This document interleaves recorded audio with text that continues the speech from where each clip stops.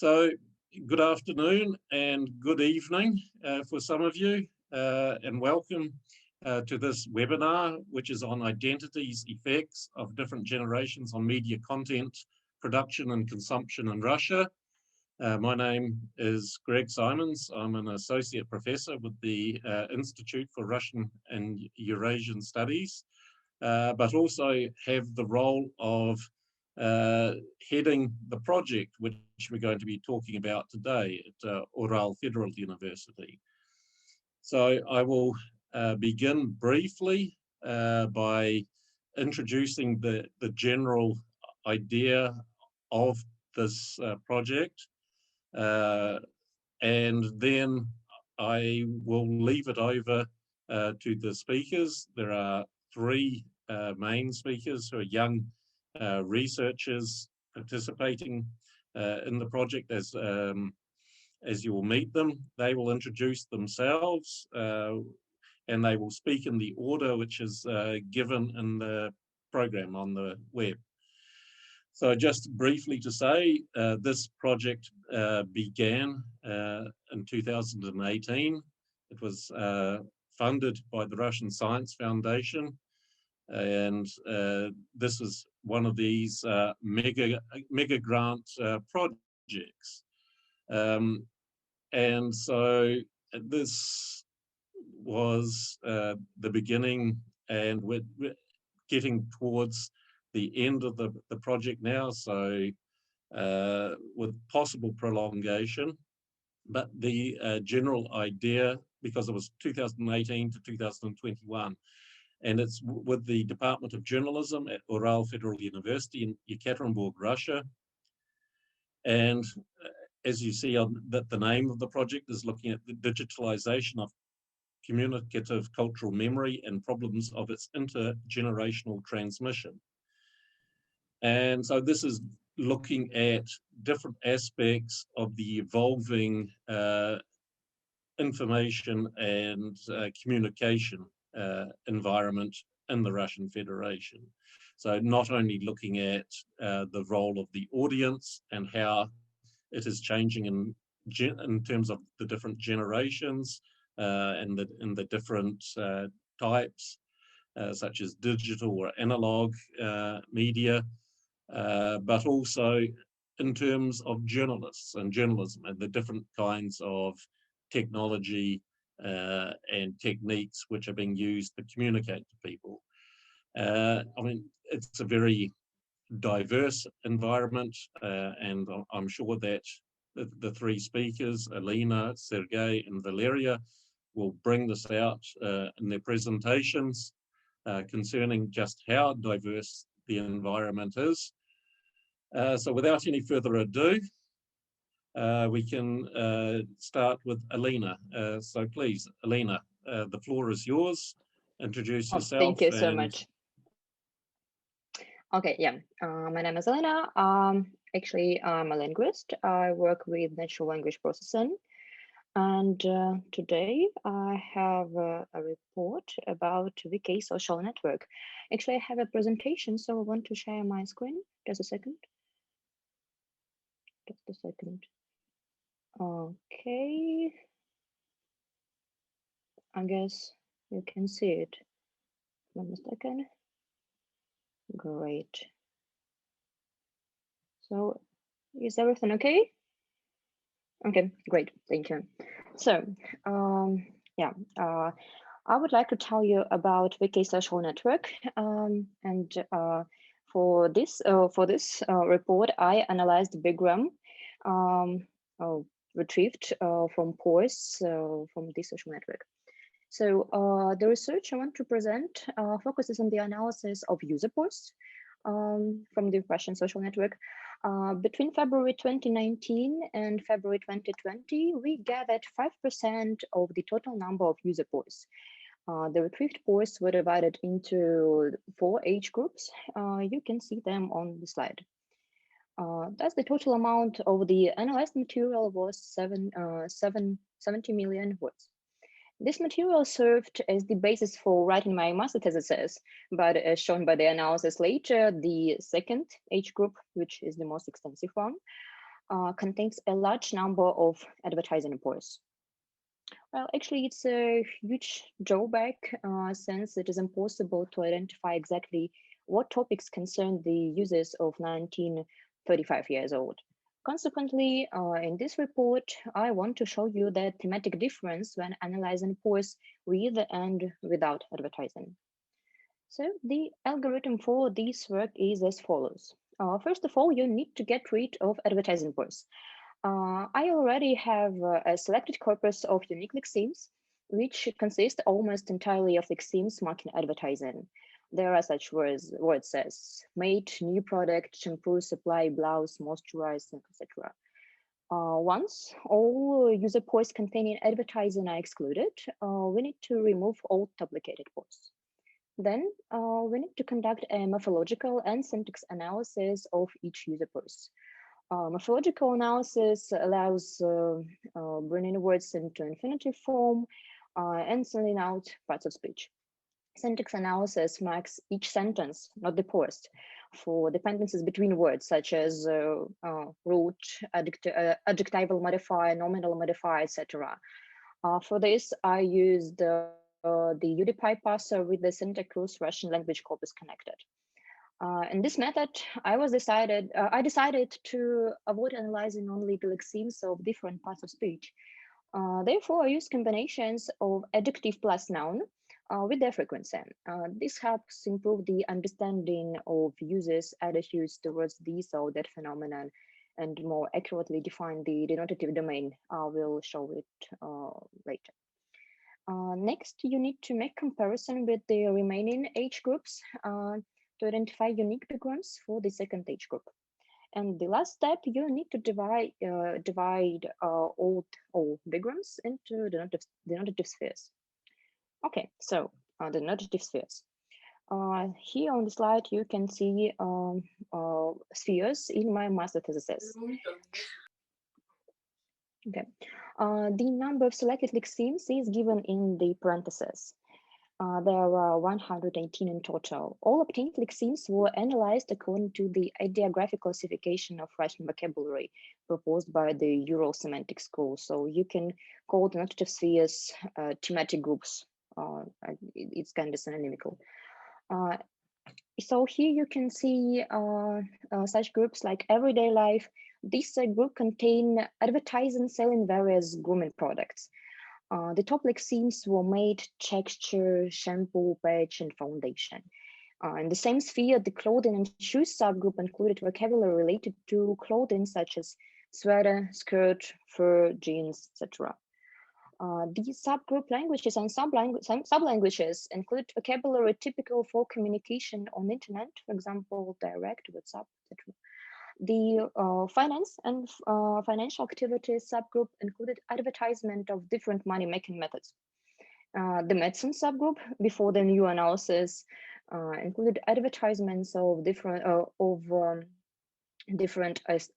things related to aesthetic medicine. For example, to nourish, collagen, prevent, wrinkle, smooth. And the latest group here, consumer services, included such lexemes as shooting, Photoshop, photographer, which shows that one can sell services on the social network. And the only conclusion here was that the second group is the largest target group for clothing and cosmetics retailers.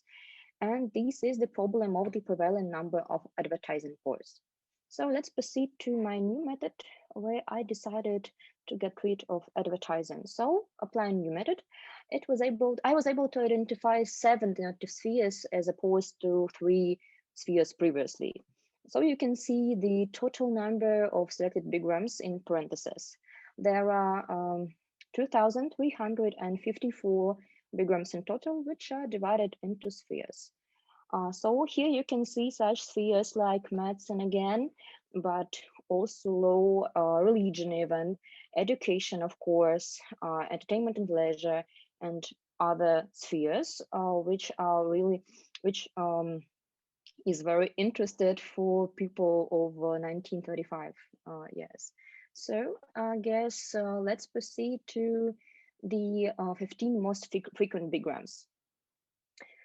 So here we can note that the most frequent sphere here is the sphere of social and interpersonal relations, as well as there is a vocabulary associated with the social network. And the first background here, it's a direct message. So it's I wasn't surprised by this. And here we can see such like some such bigrams like favorite song and new track. Like I was really surprised by this fact actually. So and one of the most extensive denotative sphere was the sphere of emotions. As you can see, the top of this sphere contains only positive emotions, and the lexeme love is the most common for this sphere. The second largest sphere by the number of bigrams is kinship and family relations, where you can see different types of family relations, such as here you can see husband and wife, daughter and son, sister and brother, but there is no father suddenly. Okay, and the latest, the third sphere by the number of bigrams is labor activity, which is not surprising for users of 1935 years old. Here it is interesting to note that the first 15 bigrams are all positive again. And I was surprised by this fact because I thought users would be worried about their work.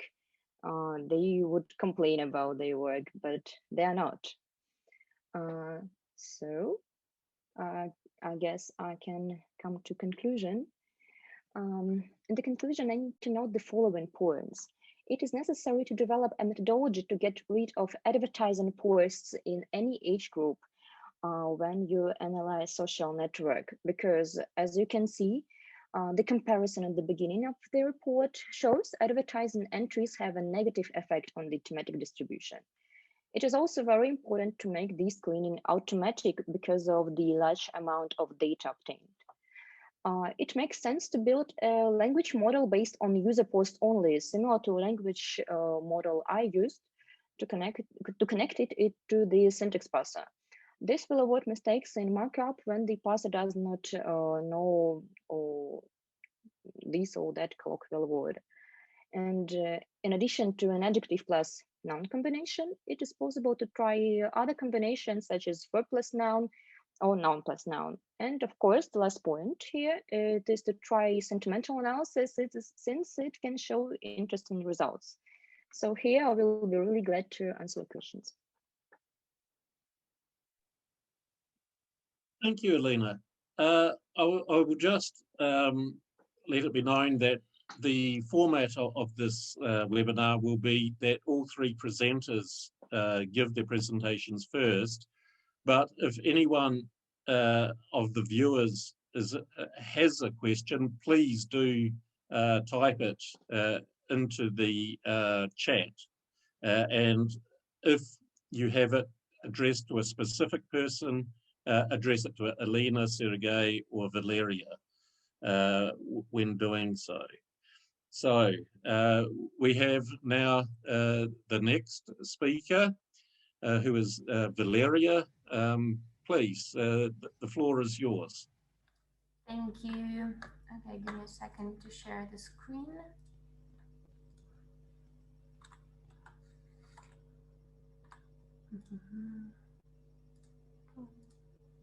Okay, can you see that?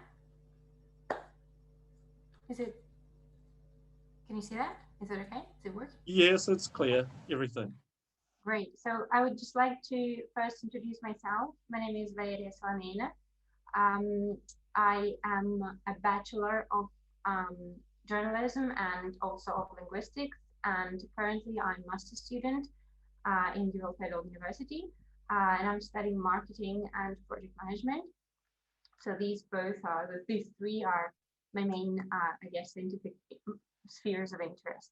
But I'd like to start the presentation by, I guess, giving you just a brief introduction to how we see how to the whole concept of analog and digital media generations of Russians.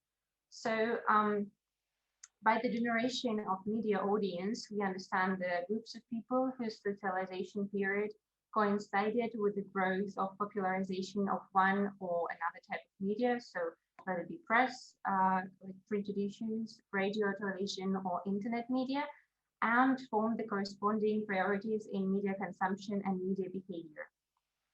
From the perspective of the significance of the events that define the differences in media generations, perhaps one of the most critical developments in the context of our study is the transition from analog to digital methods of production and broadcasting. So the digital signal has led to the civilizational changes that we see today, the multiplicity of digital mass media, the mediatization, of modern life, the digitalization of many everyday practices, including communicative ones. Analog media includes all those that are transmitted by the analog signal, obviously. Primarily, analog media are those that emerged from the use of the analog transmission of information, but later became digital. Initially, we refer to the digital media as those that initially used the digital transmission of data and the internet to access the content. This gives a basis for the identification of at least two main clusters, so analog and digital, which give priority to the consumption of original analog and printed or digital media. The audience that is more accustomed to using primarily analog media is called the analog generation, and so the audience that prefers digital one is called the digital generation. Data summaries based on generation theories allowed us to identify not only these two generations, but also a transitional one, a so-called echo generation. It is possible to identify the age groups of media generations. According to our concept, the analog generation today includes the audience of mass media who are about 50 years old and older. Echo generation consists of the age range of the media audience between the ages of 37 to 50 years old. And accordingly, the digital generation of the audience is under 36 years old. Each generation has its typical characteristics.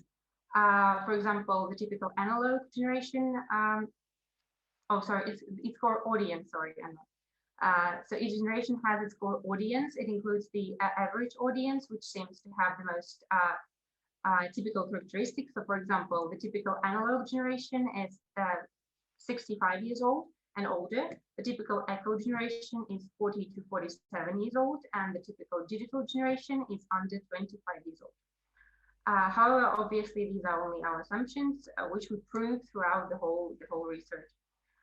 It is necessary to take into account the statement that the change of generation cycles is connected with urbanization. In provincial towns and rural areas, the change of generations is slower due to the stability of the way of life. The influence of information technologies is a bit delayed. In urban communities with populations of more than 20,000 people, however, the application of generational theory has been equally successful. The results of sociological research confirm that the Russian digital generation mainly lives in cities with a population of millions and thousands of people, while the analog generation lives in smaller towns and rural areas. We also distinguish the generations also by their information competency and media practices in the digital environment. So the analog generation is defined as a multi-age audience of mass media, the localization of which does not matter. This generation prefers primarily analog mass media, as I said, since they do not have a high level of information competency and only use technologies discreetly in everyday practices.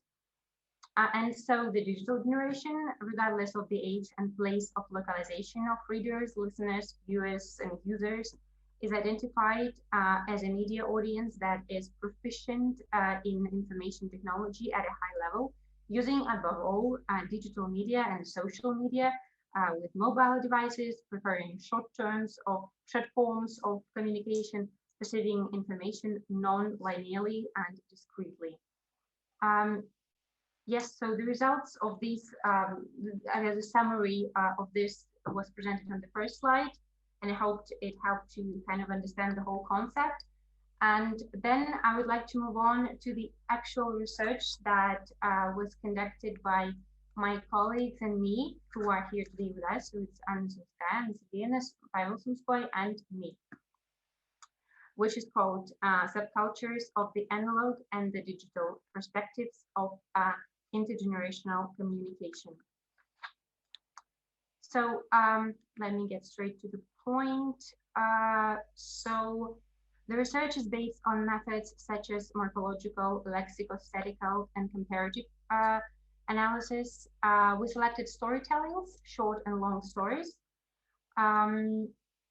published in 2018-2019 in the media, the core of the target audience of which is typically analog and typically digital generations.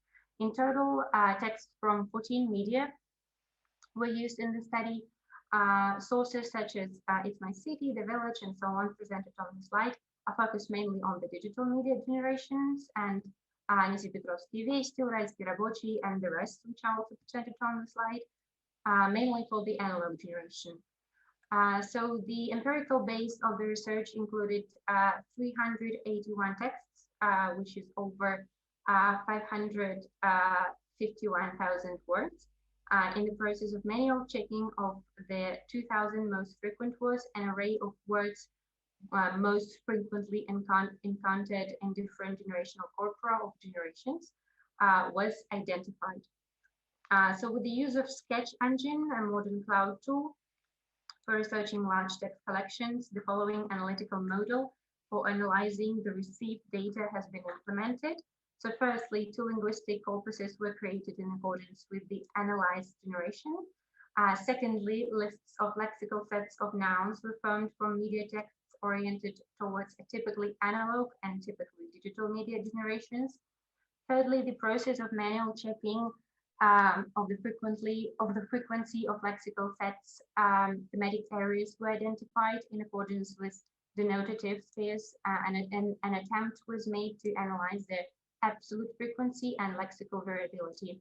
And fourth, as a result of the comparison, a series of lexems were obtained that are frequency and thematically defined in each subcorpus. An attempt was made to interpret the data update, which is the following. So let's start with the analog generation. So the ideographic analysis shows that according to the criterion of lexical variability, the denotative group public state sphere is represented on the largest scale. Another thing worth mentioning, I guess, is that the topic of the historical past is very important for Russians, and it can be confirmed by such examples by such contexts, I guess, as for example, next year our country will celebrate the 75th anniversary of the victory in the Great Patriotic War. Yeah, so it's time to think about the grandfathers and great-grandfathers who defended our motherland. So country, war, motherland, words that are presented on the slide as well. So the absolute frequency of historical figures mentioned in this sample, significant for the history of the country, are Stalin, Zhukov, Lenin, Kutuzov, Stakhanov, Chekhov, Gorbachev, Beria, Eisenstein, Kaganovich, and so on and so on. Analysis showed that, for example, the woman lemma, is almost twice as frequent as the man lemma. Lemmas related to school are many times more frequent than words related to university. The words father or dad are more frequent than mom or mother, and the lemma wife is more common than husband. As we move on, the analysis shows that the lemmas laborer and worker are several times more frequent than the lemma businessman. Writing is a significant communication tool film and theater are the most frequent in the thematic group of culture and art. It is curious also that the word, yes, it seems like, it's curious that the word hero occurs almost 3 times more often than the word winner. The word motherland and thought occur the same number of times, and the lemmas sex, honor, and knowledge have the same frequency in this particular sample of text. And finally, one more observation is the absolute priority of male names. Of the 15 most frequently used, only 2 female names are Maria and Lubot. And the following is the list of the 10 male names in descending order. So Ivan, Sergei, Alexander, and so on, which you can see also on the slide. We singled out we singled out the 50 most frequent nouns in media text focused on a typically digital generation, which are year, person, time, work, city, Russia, child, business, day, Yekaterinburg, and so on and so on. They are all presented on the same slide. So the analysis shows that the most large scale, according to the criteria of lexical variability and frequency of vocabulary, are 5 spheres. So the following: perception of the surrounding world, locality, social sphere of human life, language and speech, and public and state sphere. And summaries are presented in this table. As we move on from this table to the next one,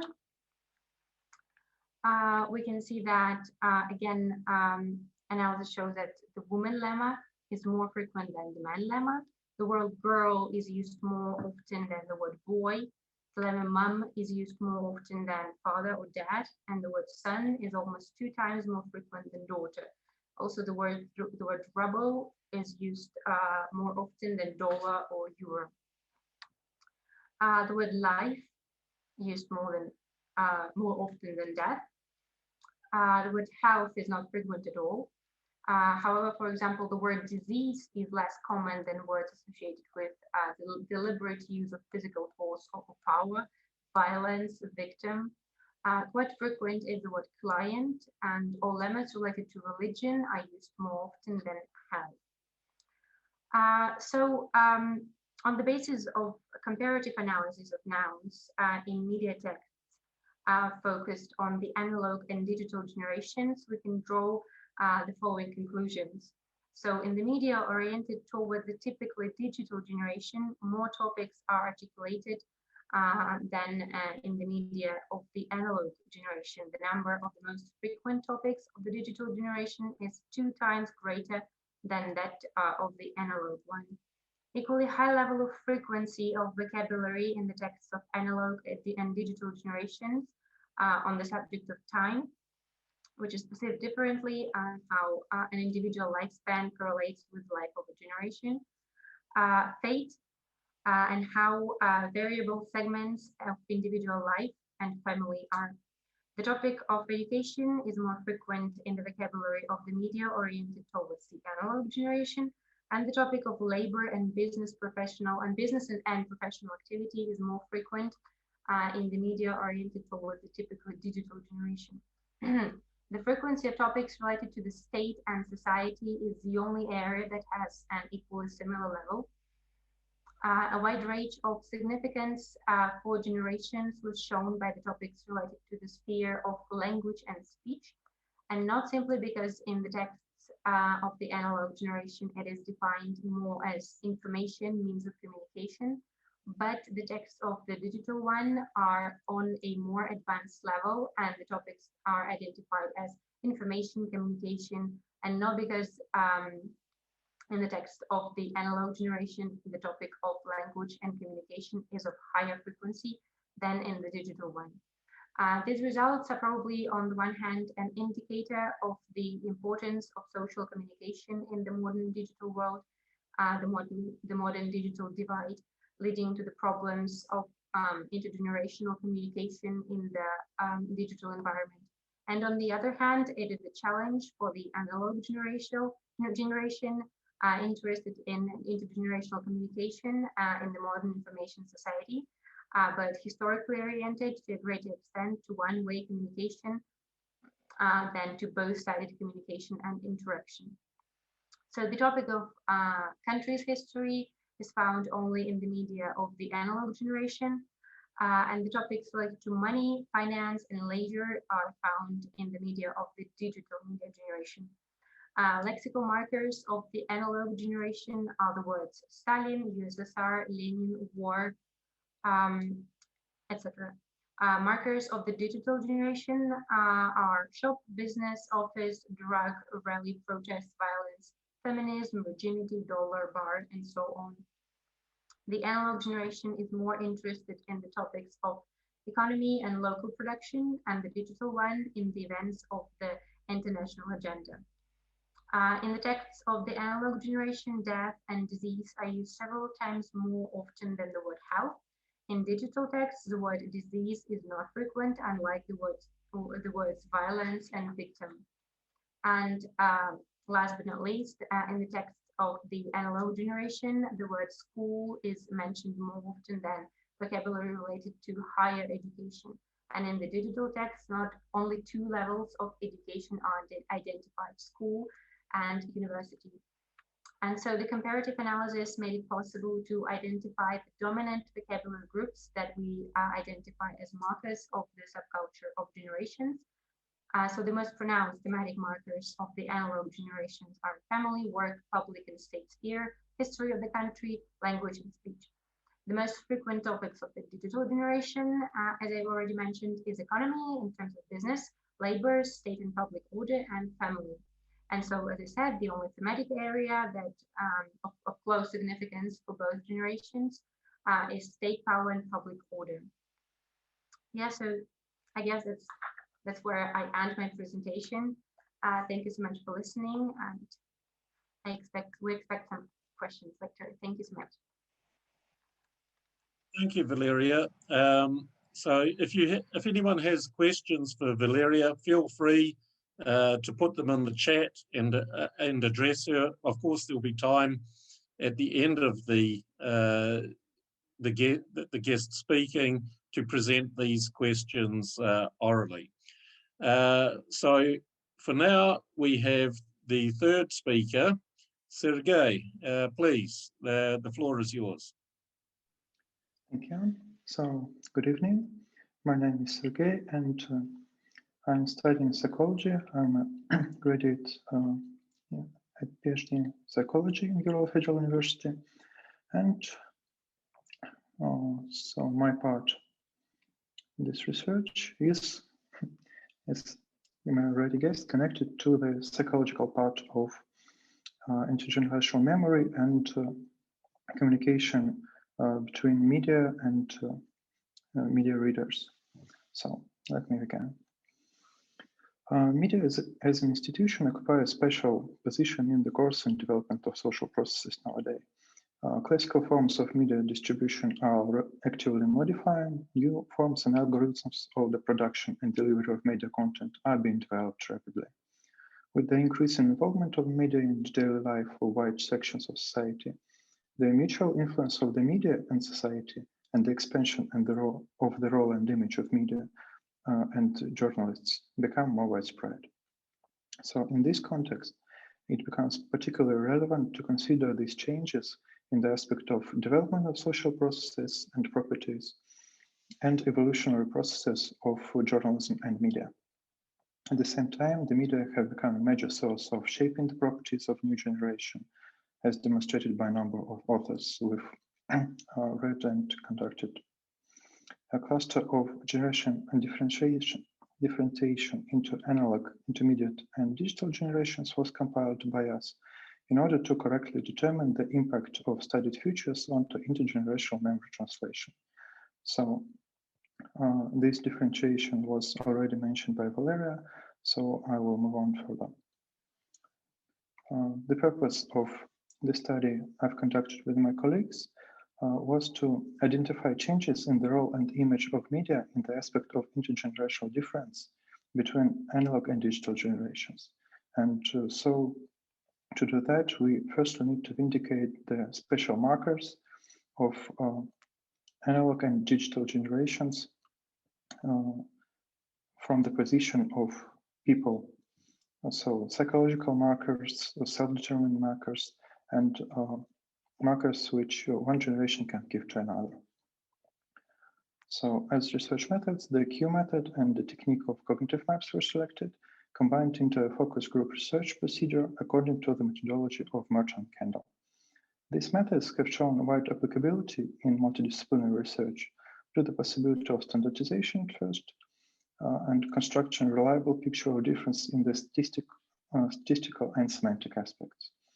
So the ability to collect both quantitative and qualitative data, and cross-disciplinary validity of these methods, because we're talking about cultural features, we're talking about psychological features of subjects, and partly linguistic features. As the sample of the study, 52 respondents were involved, making up 3 subsamples according to the age criterion. So subjects making the analog generation prior to 1968, intermediate group subjects from born from 1968 to 2000, and representatives of that were born after 2000 are the representatives for the digital generation. So that is according to the most modern authors of scientific papers on this topic. Before the main research, we've conducted an additional survey of subjects to collect data on the self-identificational features of each subject with a generation according to his age group, and to search some additional patterns and compare a more detailed picture. To interpret the results, we've chosen the model of cognitive constructs by Kelly. A total of 8 focus groups were conducted, in which subjects expressed their assumptions on intergenerational difference excuse me, I guess my screen isn't sharing. Oh, wow. Please excuse me. So I'm sharing now.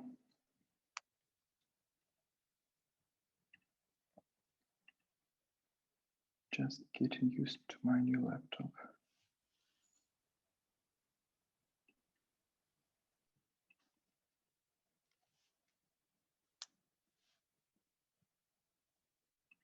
So,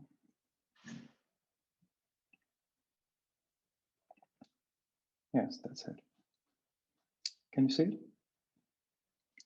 Okay. So, so this is actually the second slide of my presentation. It tells us about the methods and sample. So let's move on.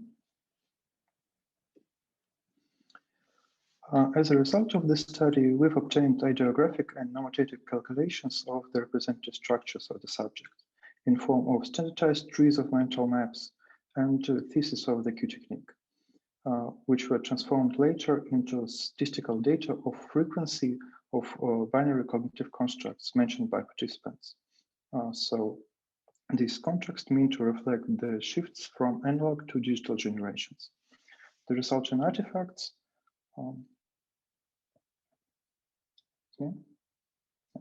The resulting artifacts demonstrated a number of differences in the representative structures of analog and digital generations in 3 factors, in communicative, cognitive, and environmental factors as well, which can be seen as a basis of grouping these constructs by topics.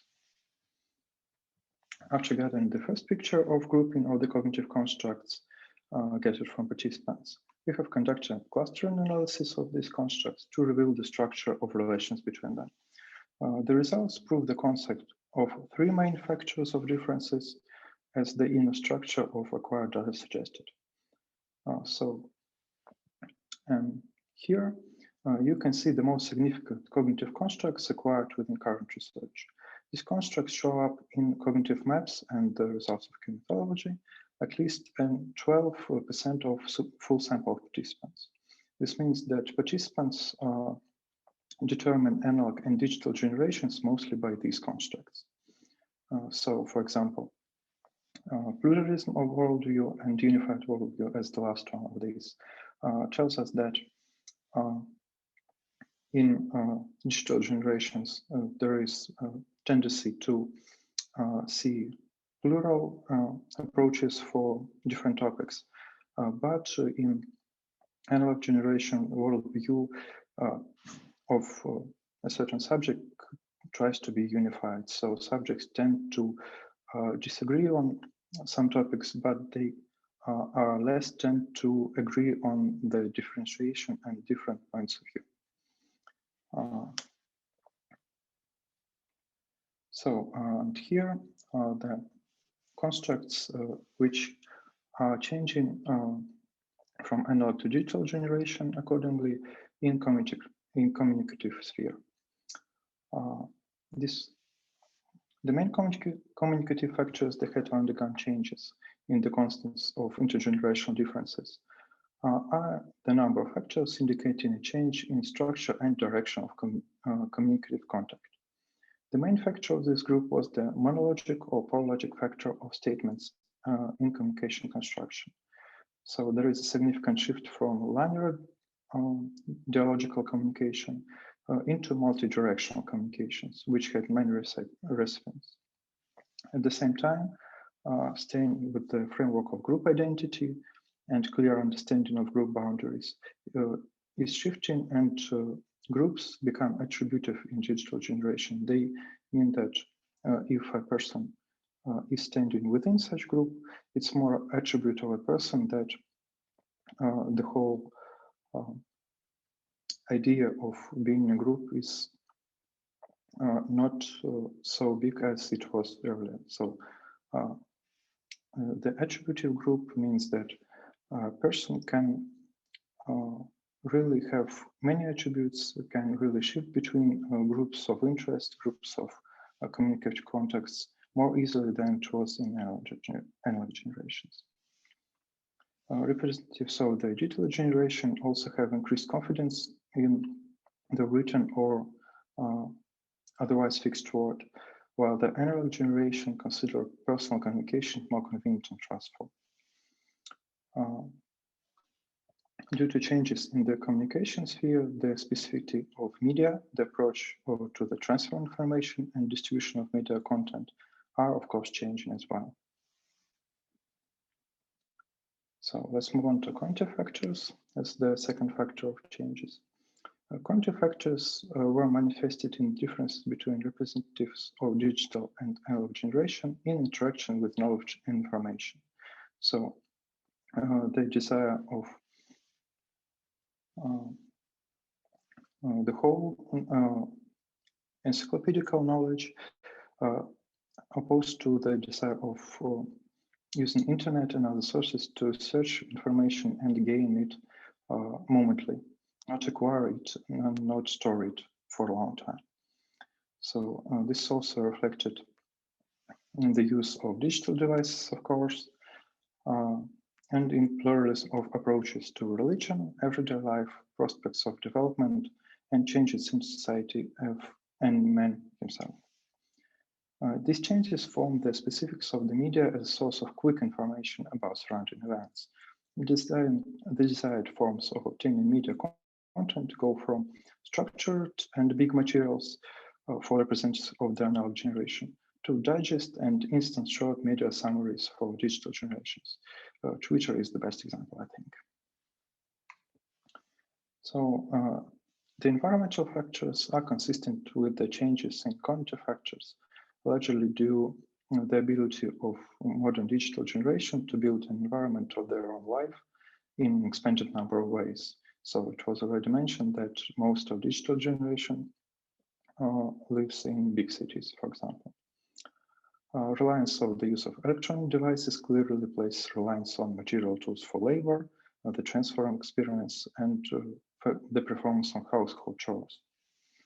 This also affects the content of a print. The preference of electronic media over print media, and transforms the image of media as a tool for solving everyday tasks and instantly receive information. The environment representations of the digital generation becomes more shocking, becomes more involving to the activity, becomes more provocative, and they desire these aspects of the environment. And representative of digital generation also expect this active involvement from the media. At the same time, representatives of the analog generation consider the environment as a whole to be straightforward, but not always stable. The study also shows a clear connection between the number of events that involve general public, involve countries and masses of people, and this representation of the environment in the analog generation. So they are more accustomed to regular rubrics on certain topics. They are focused on reading the expert opinions and monitoring the activity of special journalists and publications, while digital generation tend to use aggregators and automated digest to read various opinions, maybe not always of some particular authors. The involvement of the family in the joint reading and discussion of media content is also decreasing, along with changes in the understanding of family institution by digital generation.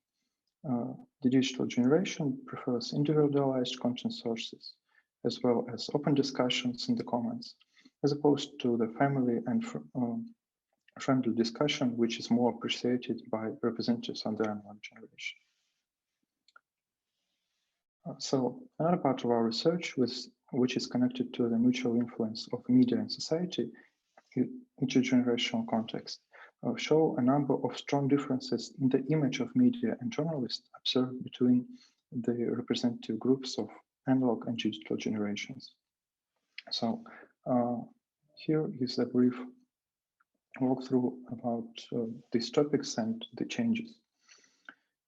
Should be taken into account that media make a significant contribution to the formation of intergenerational memory, which emphasizes the responsibility of media in the formation of cultural memory of generations and affect the construction of intergenerational communication. So the main intergenerational changes are presented here. The transition to a polylog and broad translation of ideas. So digital generations try to express their opinions more widely, and so they think that the media should do so, and they more tend to be media-like style in conversations. They, of course, try to go online and find digital media content rather than get printed versions. Digital media formats become more familiar as well. They slightly change interest in online media platforms because while analog generations tend to read newspapers and books and they trust more in these sources of information, digital generations show a distinct shift and in the trust in online media platforms, and they become most trusted. So the image of mass media is also changing as well, but this topic is a very big one, and it's quite hard to get the precise changes in this topic, because digital generation can really bring up various points of view about mass media, so it was generalized and no detail can be provided here. So the accumulation of knowledge is replaced by the use of devices for the instant acquisition of knowledge. As I have already mentioned, this becomes a widespread tendency in digital generation. There is a significant change in preferred content forms. So digital generation waits for media that contain videos, that contain pictures of events, and analog generation is more used to text form of content. Digital generation tend to mix content, and this content may not be so matching the subject of for example, the header of this content. A journalist becomes, in the image of a journalist becomes more like to a showman or an expert, and the author and the publisher in digital generation, both as in analog generation, are receiving attribute properties. So the author can express his own position on certain issues, and both digital and analog generation still see authors and publishers that belong to certain points of view that cannot be pluralistic in their publications.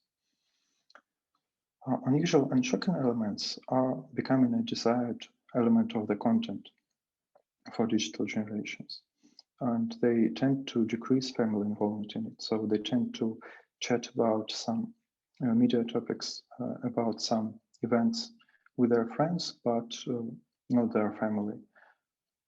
Maybe this is because of the age properties, but generally this tendency is shown both in the views of analog and digital generations. So analog generations try to speak about the topics they are interested in and the topics they are read in various media with their families.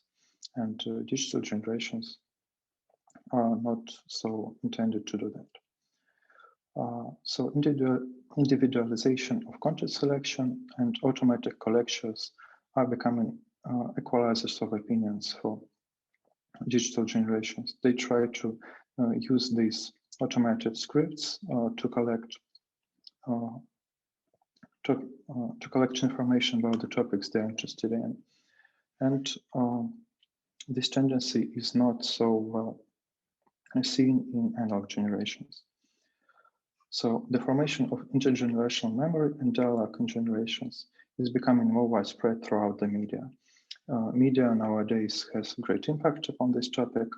Intergenerational memory is becoming more situated in the media sphere. So straight translation of intergenerational memory is not so well seen in digital generations and between digital and analog generations than before. So the media has its own footprint in intergenerational differences because of changes in styles, because of changes in technologies, and both because media nowadays acquires a great point in translation of intergenerational memory and translation of cultural memory. So that, I guess, a brief explanation of the results of my research is now over. So I'd like to hear some questions, and thank you for participating. Thank you, Sergey. I see that you've already got a question in the chat, so you can address this one to begin with. So this is the third and final speaker. We've got a good broad cross-section of the different things which have been addressed and analysed in this research project concerning journalism, mass media outlets, audiences, memory, culture, generations. It's quite a complex research project, and hence it's very multi and interdisciplinary in nature, as you can see from the speakers today. Now, does anyone from the listeners wish to address one of the speakers, or even myself? There are some other members of the research team here as well. If you want to address one of us, please feel free to ask a question or to make a comment.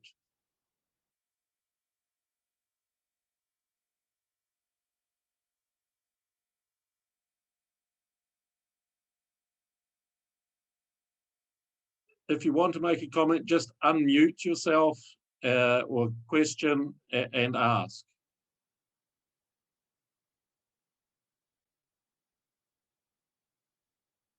This is clear to everyone. Okay, so Valeria, where are you going to go with this intergenerational research with yours? You've identified the different parts of it. You're going through a very large corpus of material, and the same goes to Alina.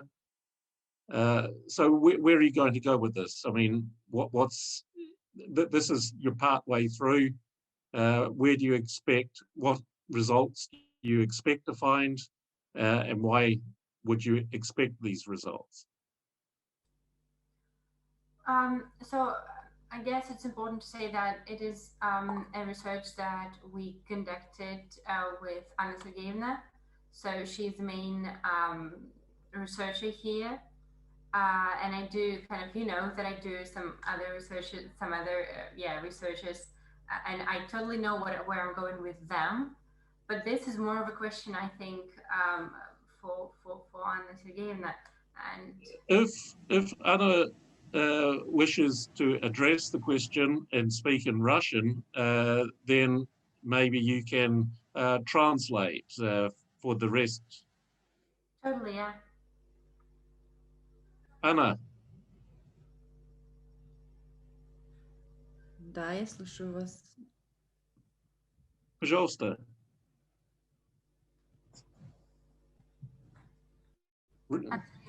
Можете просто на русском, как бы, примерно, что дальше делать с этим исследованием?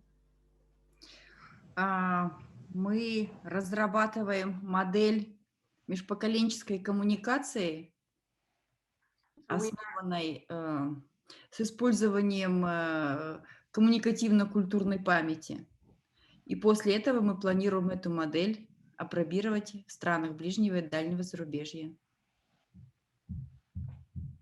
So yes, we are developing a model of intergenerational communication with the communicative-cultural memory with the use of this concept, and then use it on some countries, on different countries actually.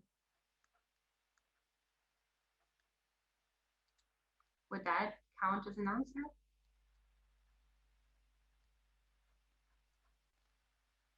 Okay, so Alina, do you have something to add? Yeah, sure. I just wanted to note that in 2021, I want to expand my interpretation of the results, and I want to work not only with age characteristics, but also with geographical characteristics and maybe with gender characteristics. Thank you. Does anyone else have any other questions, comments?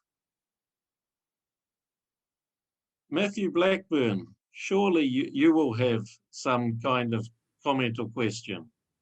I do in fact have a question which I could address to all the panelists. Thank you for your presentations. My name is Matthew Blackburn. I'm a postdoc here at Uppsala. And I'm curious if we haven't discussed this question of how to define a generation, which I think is a challenging idea. And if you have different views on how we define generation, maybe there are competing frameworks that are being used in your project. And I wonder if I could also ask a question about to Sergey. If you are, when you showed your last table, which was showing the analog and digital kind of generations, and it was opposing them as a kind of binary.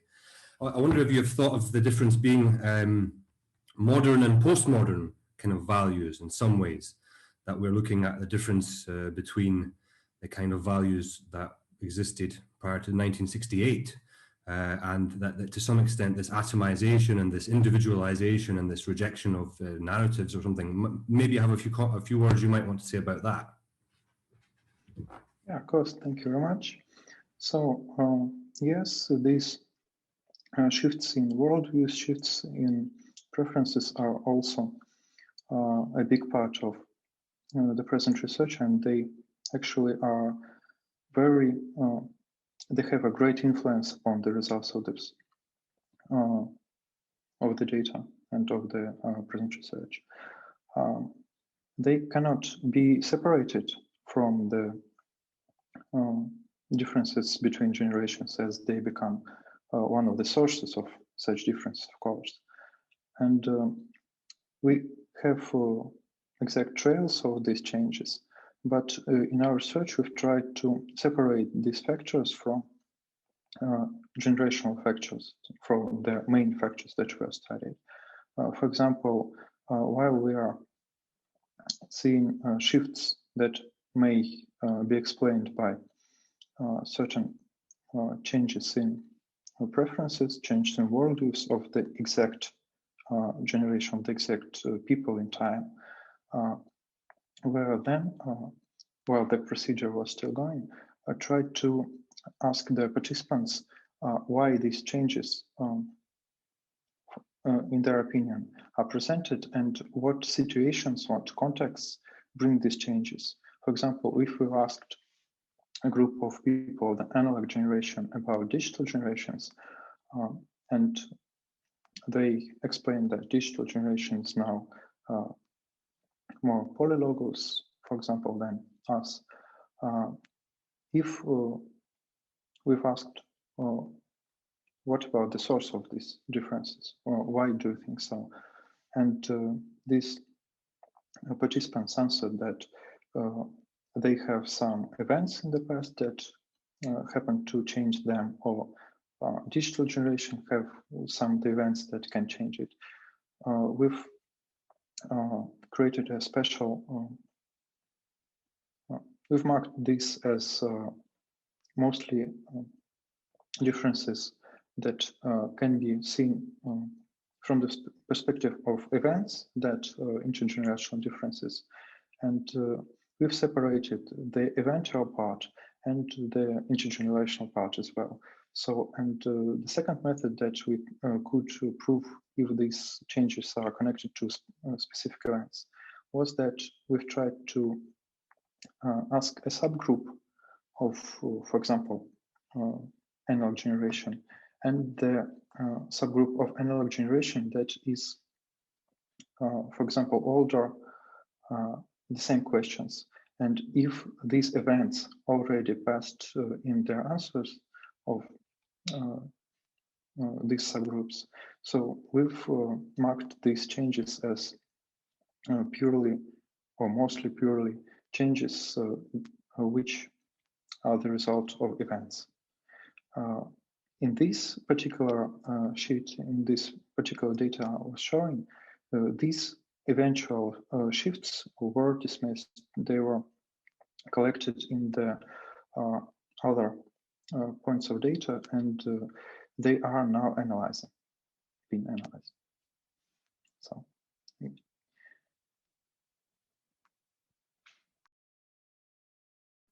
I have a very brief follow-up question for you, Sergey.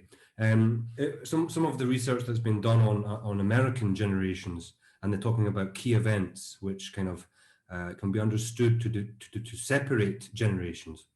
The Vietnam War is one of the classic examples, and the way that that created polarized opinions across generations. And I was wondering what you think for the Russian case may be the key events. You haven't got the data yet, or maybe you have a hypothesis. So, yeah, thank you. I have some hypotheses, and some of the respondents have mentioned these events. The main events, of course, are connected to the history of Soviet Union and how it became modern Russia, and political aspects have a very significant role in informing these changes that they were mentioning. So some other things are connected to these political events. So, for example, hunger, for example, poverty, which was largely due to the shifts in political states. And of course, the Second World War and some results of this war. For example, many respondents once or twice while we're asking them different topics had talked about how the Second World War was affecting them and their parents. So their parents gave some intergenerational context to them, and then this context was transferred to their present world use. So even very past events or events of that were not present in the life of our respondents affected their answers as well. Thanks. Okay, so thank you. Marina, you have a question or a comment, so please, the floor is yours. Hello, everyone. I couldn't join right from the start, unfortunately, but I could listen the introduction from Sergey. And I'm a PhD candidate at the University of Bamberg, and I did also a research about young generation of Kazakhstani Russians, ethnic Russians. And it was a point that this digital generation, they are more for individualism and not from group identity. And at least in my experience, in my target population, this was not the case. And I'm interested, how did you define this group identity? Didn't you find any sign of this sense of belonging to a certain group, maybe not a standard big group, but a local small group? Can you tell a bit more about that? Thank you. I don't know which way to start. Yes, so while we're talking about affiliations and the procedure of obtaining the data from respondents, firstly, in order to create a model which can not only be based upon ages of respondents, but also can be based upon their self-representations, we've asked them several questions. Some of them were, for example, do you think you are a member of the present generation, so the digital generation, the analog one? The other questions were, so I just tried to correctly translate these questions to not to lose the context. So other questions were, what groups can you affiliate with? And when respondents start to answer, we've tried to point out that you can be affiliated to a certain group of, for example, by factors of your world use, for example, some groups by localization. And for example, if one person could say that, yes, I'm a citizen of Yekaterinburg, we've asked about what about your representation and self-affiliation in culture or in the topic of professions, etc. And we've tried to collect data on professional self-representation, upon cultural self-representation, subcultures, music, preferences as well, and data connected to general political, general representations and affiliations. So yes, a citizen of Russia, but not of Yekaterinburg or other city. Political and geographical affiliations. So these were the groups that we've analyzed. There was not much data upon it, unfortunately, because the current research was nearly 2 to 3 hours for each respondent. And not all the groups could answer about their affiliations in all these topics. But yes, these affiliations were separately analyzed, and we've tried also to separate differences in these groups and which were connected to these affiliations.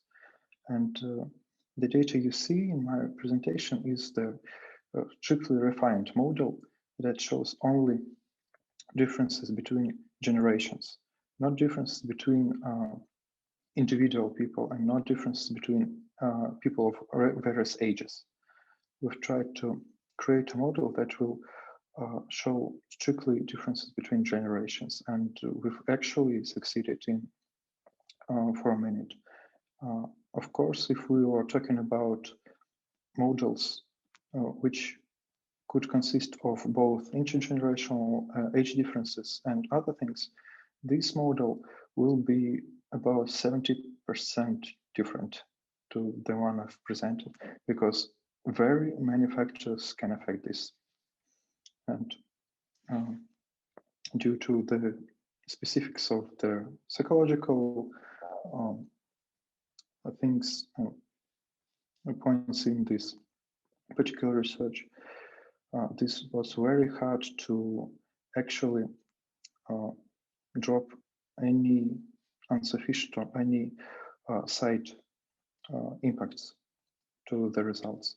But we succeeded because we've used the model and the methodology which could create very artifacts that can be very unsubstantial, very different from group to group, but then using as a basis the Q methodology and using mental maps as a way to organize answers of subjects, a way to create some answers for the questions we've given together with subjects. Then these methods can be brought into a statistics form. So while we've gathered answers upon our questions in the Q methodology, while we've gathered cognitive maps, later we've transformed them into pure constructs, and they can be calculated, they can be analyzed statistically, and that's why such things as differences in ages, such things as we have already mentioned, differences in situations people were in, can be less, is not of such importance to the final data, let's say. So I hope I've answered your question. Thank you very much for such an explanatory explanation. And I got another question, if I can ask now, about different countries. How do you think, or what do you think, is it possible in general to use this model also in different post-Soviet countries? Or should it be somehow adapted to a different context?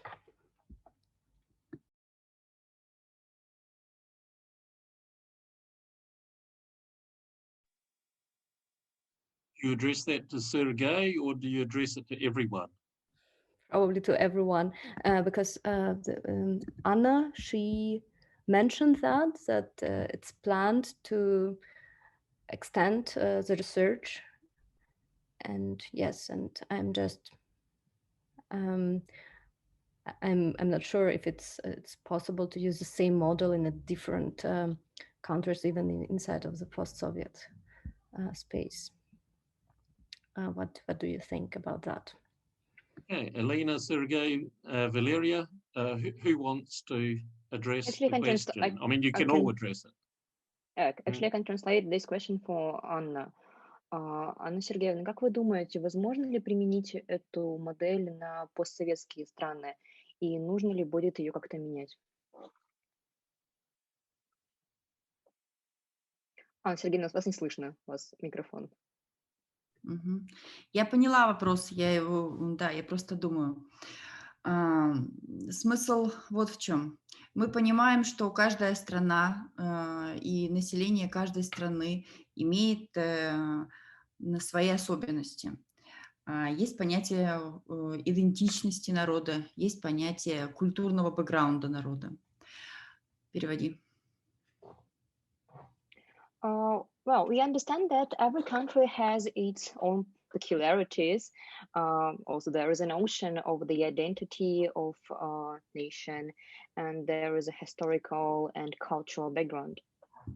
Вместе с тем мы понимаем, что цифровизация захватила всю планету. И цифровые технологии пронизывают нашу жизнь ежедневно и ежечасно, и всеобщая цифровизация меняет наши ежедневные практики. But besides, we understand that digitalization has taken over the entire planet, and digital technology pervades our life. So this global digitalization have an impact on us. Поэтому мы хотим проверить, унифицирует ли цифровизация более молодые поколения.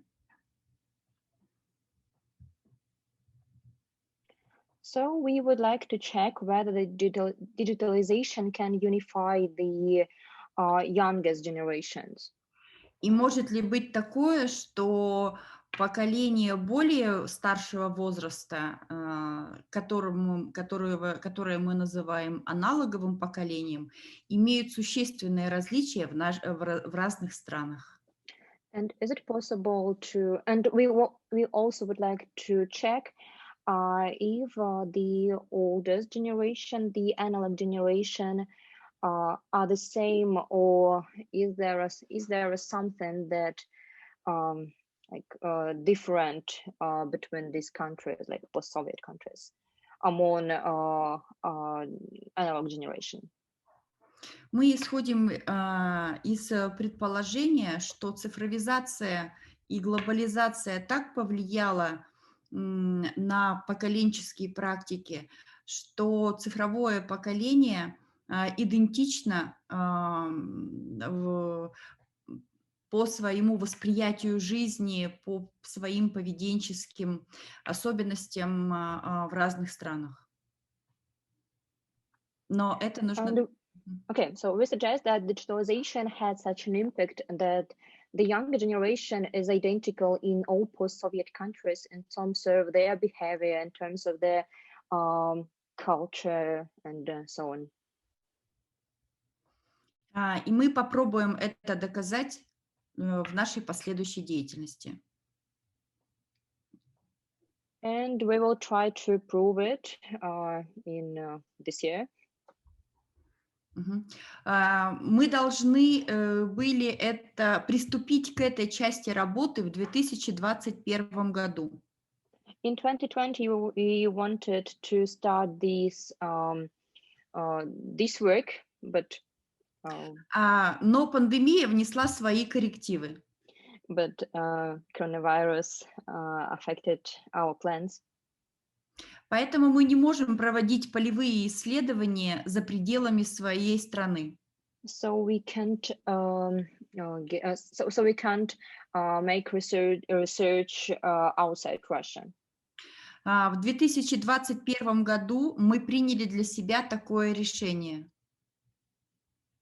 Говори, я дальше переведу. Okay. In 2021 we decided to start this work. Мы решили анализировать медиапоколения в больших городах и малых поселках России. We decided to analyze media generation in big cities of Russia and in small cities, like rural cities of Russia. Мы приняли для себя такое решение, чтобы продолжить наше исследование и выйти из ситуации, в которой мы оказались в результате пандемии.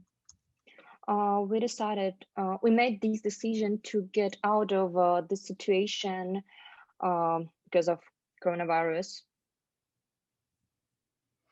В 2022 году мы все-таки надеемся решить нашу основную задачу. In 2022, we hope to just to work with our main topic, main idea of our research. Спасибо. Thank you. Okay, so thank you, Anna, and Alina for the translation. You're welcome. Does anyone else have any last questions or comments at this stage? I see Ernest has got the answer to his question, so any last points?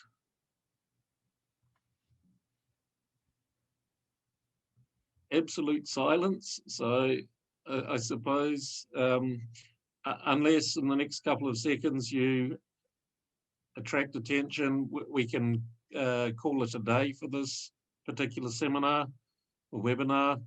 So as you see, it's still a project in progress. I mean, some of the, as Anna Somskaya just mentioned now, that a lot of the plans for last year have been delayed into this year because of the conditions of this coronavirus. So in this regard, this research project is not different from many others around the globe who are suffering exactly the same problem with disruption to research and travel and these kinds of things.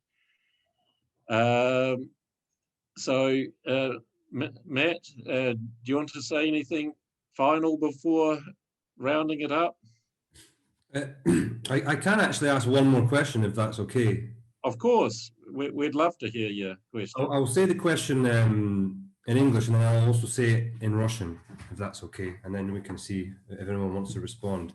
So the question is kind of, hopefully I'll say this not too long. So we have this idea that there have been specific generations before in Russia, фронтовики, шестидесятники, семидесятники, then поколение перестройки, дети перестройки, and then we have the разочарованное поколение, the lost generation of 1970 to 85, and I'm curious what, or 1985 to 2000, apology. And we have this question of what do you call the generation from 2000 to 2015? Do you call it the Putin generation? Do you call it what? And is this the generation you will be studying? Так что вопрос, как бы, как мы понимаем, как мы называем и характеризируем, как бы, поколение, которое начинается, какие годы вы выбираете, например, вы уже решили этот вопрос, и вы, например, берете с 2000 года до 2015 года как поколение, это 15 лет, или вы рассматриваете как бы более шире, как, например, 25 лет, или вы пока не решили, как определить, вот, например, поколение после развала Советского Союза. Надеюсь, что этот вопрос был как-то понятен. Thank you. Ну что, то есть мой ответ, да? Да. Thank you very much. Ну, кто будет переводить, Лера или Алина? Do we need a translation, Matthew? So sorry. Or is it acceptable to for Anna to answer in Russian? Just a second. Matthew, do you need a translation into English or no? No. Okay. Вы можете говорить на русском, Анна Сергеевна. Хорошо. Самым значимым событием, которым мы считаем и которое определяет отнесенность к аналоговому или цифровому поколению, это внедрение цифровых технологий и внедрение цифрового сигнала в организацию вещания, в создание контента. Условно говоря, это конец 90-х, начало 2000-х годов в России. Это ключевое отличие или ключевой, ну, скажем так, даты, которые являются водоразделом для отнесенности или как бы вот для соотносимости и выделения аналогового или цифрового поколения. Переводи. Без перевода. Без перевода. Да, все хорошо. Так, да? Вместе с тем мы понимаем, что кроме, собственно говоря, цифровизации или кроме использования цифровых технологий в жизни каждого общества, есть разные события, которые вы совершенно правильно сказали, шестидесятники, время оттепели или наступление, собственно говоря, холодной войны и так далее. То есть есть разные ключевые культурно-исторические события. Безусловно, эти культурно-исторические события также накладывают отпечаток на поколенческое мировоззрение. И, безусловно, поколение шестидесятников, допустим, поколение, допустим, оттепели, это же, да, то есть, но это все равно аналоговое поколение. Поэтому есть некоторые существующие отличия, связанные с культурными практиками, но, это но они все равно относятся к аналоговому поколению. Далее, если мы возьмем цифровое поколение, это очень, вот здесь водораздел очень соотносится с распадом Советского Союза, с вхождением в новое экономическое пространство, новые системы хозяйствования, новую организацию в медиаиндустрии. И совокупность и культурно-исторических, и политических событий, плюс, естественно, цифровизация позволяет нам судить об особенностях цифрового поколения, к которым мы относим также несколько поколений. Понятно? Понятно, что под как бы Digital Generation вы ожидаете найти некоторые расслоения. Да. И на самом деле вот это вот, собственно говоря, только аналоговое и цифровое, ну, сегодня подвергается критике, потому что нет ничего однозначного, а всегда есть промежуточные какие-то, знаете, и практики, и этапы, и поэтому мы выделяем эхо-поколение. Это люди, прошу прощения, моего возраста, которые родились в советское время, но действуют в постсоветском пространстве и пытаются осваивать цифровые технологии. Считается, что это связующее звено между цифровым и аналоговым, и мы стараемся быть очень осторожными в точном определении возрастных характеристик. Потому что если взять, опять же, сельскую местность в России, то может быть представитель молодого поколения владеть навыками всего лишь аналогового. Это связано со спецификой цифровизации в регионах и в селах, в данном случае нашей страны. Вот, поэтому здесь, я бы сказала, есть несколько пластов, несколько слоев и несколько оснований для того, чтобы, вот, знаете, выделять и более точечно соотносить поколенческие характеристики. Вот, вместе с тем мы говорим о существовании неких типологических или, скажем, неких типичных, не типологических, а типичных характеристик. И вот о типичных характеристиках аналогового поколения вне зависимости от территории, мы их можем идентифицировать и сказать в промежутке десятилетия, там, например, 40-50 лет, вот так вот мы можем говорить, осторожничая, но тем не менее. Но очень конкретно говорить, что если тебе менее 20 лет, то ты представитель, только представитель цифрового поколения. Или если тебе более 65 лет, то ты представитель только аналогового поколения. Мы здесь пытаемся быть осторожными, потому что и очень четко возрастную градацию стараемся не использовать, а только в совокупности с другими характеристиками. Спасибо большое за я ответила на ваш вопрос. Понятно. И желаю вам больших успехов в проекте. Было очень интересно знакомиться с вашей работой. Спасибо. Спасибо.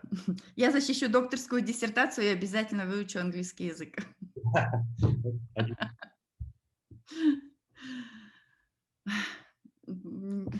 Okay, so do we have final questions, or otherwise it's getting close to the time to wrap it up? I'd like to thank all the speakers, including the impromptu speakers.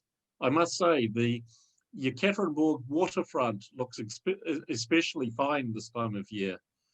So it's been a very informative talk, and well, I can keep anyone who's interested informed about how the progress of this project goes.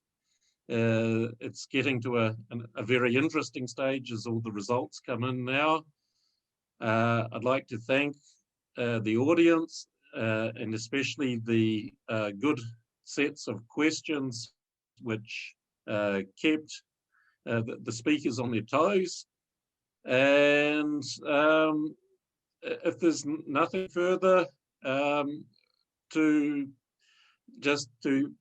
thank the audience for just a virtual clap. We can't do this in person yet, unfortunately, and wish everyone a good evening.